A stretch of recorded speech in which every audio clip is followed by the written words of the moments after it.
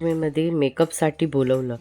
सर्व मस्त चाललं होतं. मी लेन्स वेअर केले, CTM केला आणि नेमकी लाईटच गेली. इन्व्हर्टर नव्हता म्हणून पूर्ण मेकअप मला मोस्टली काळोखातच करावा लागला.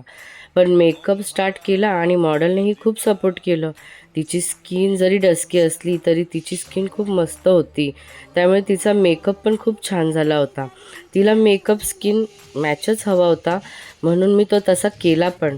मेकअप झालं, हेअर झालं तरी लाईट आली नव्हती आणि आम्ही शेवटी वाट बघून तिचे व्हिडिओज, फोटोज घेतले तसेच काळोखामध्ये.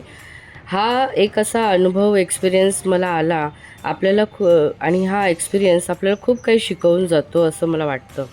आमचं काहीतरी बॅकअप प्लॅन केला पाहिजे होता आम्ही ते करायला पाहिजे होतं आणि आता ठरवलं आहे नेक्स्ट टाईमपासून पहिले बॅकअप प्लॅन विचार करायचा.